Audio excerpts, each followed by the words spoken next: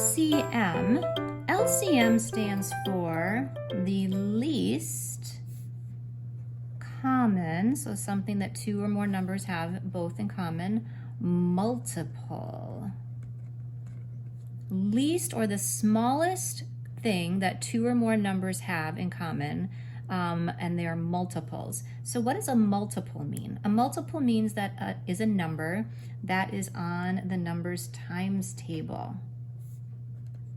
or their multiplication chart, if you would rather write multiplication chart. Well, what does that mean first? Let's just list out all the multiples of 3. So if I start with 3, okay, so multiples of 3. 3 times 1 is 3. 3 is a multiple of 3. 3 times 2 is 6. 3 times 3 is 9. 3 times 4 is 12. 3 times, okay, we're going to go on and on and on forever. So anything that is on the 3 multiplications chart, or the times table, is a multiple of 3. Now, good to know, multiples go on forever. That's what that ... means. It keeps going on in that pattern. There's an infinite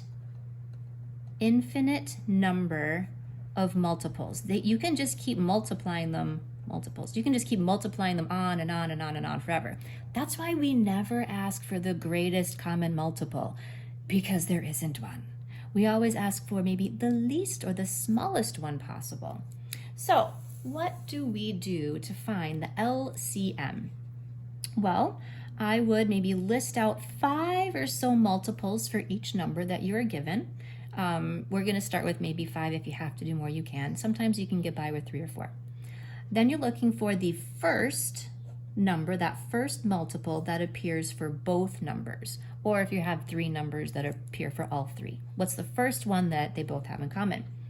Now, if you have listed 5 numbers or so out and you haven't found what that they have in common, then you just got to keep listing more multiples out. So just keep listing out multiples until one appears for both numbers, assuming that you've done your math correctly. Here's a hint that might make your life a little easier. When you're listing out your multiples, start with your bigger number first, because their numbers get higher and sometimes you can see the other number fit into that one faster. So let's go ahead and do example. Find the LCM, or the least common multiple, of 4 and 12. So here's what I would do. I would list out my 4 and my 12, and I just draw a little line here just to kind of separate them. You don't have to do that, but I do. And I'm going to start listing out my multiples. Now, I'm going to ignore my hint so that you can see what happens just if you don't do that, and it takes a little more time, but not bad. I'm going to list out my multiples for 4. 4 times 1 is 4. Don't forget about that first one.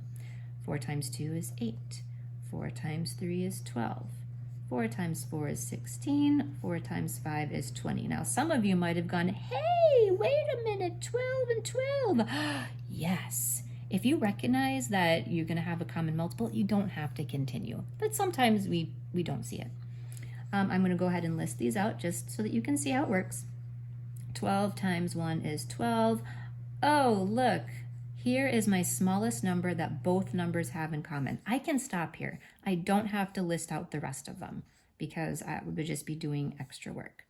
So I circle them. The least common multiple of 4 and 12 is 12. Now notice that actually happens to be one of the numbers. Sometimes that happens. So 12 is on the 4 times table, and 12 is also on the 12 times table, and it's the smallest one that they both have in common.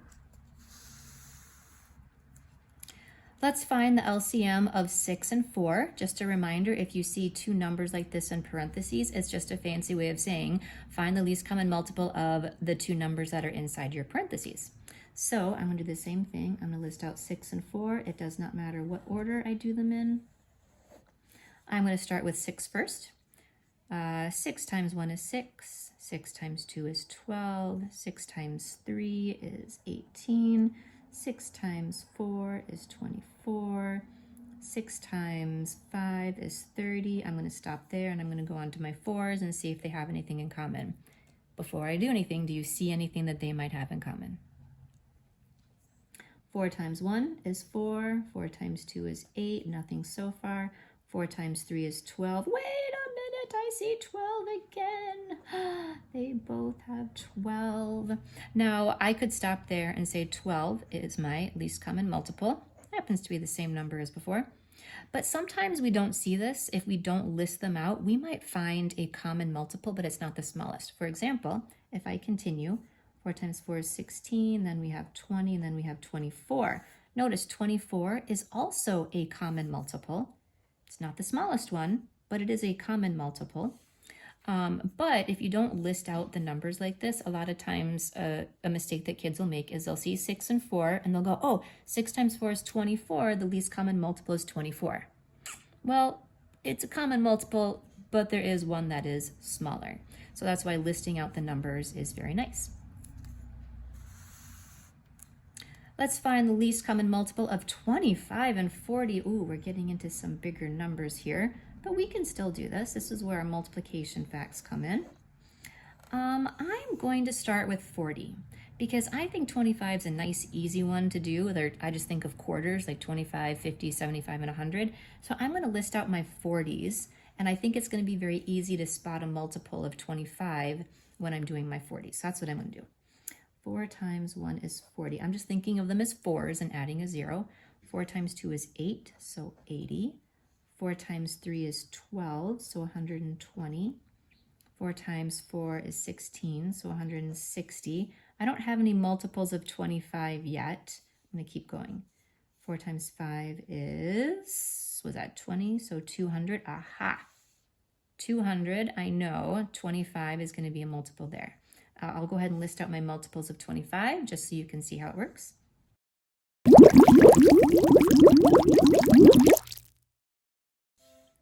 There you go.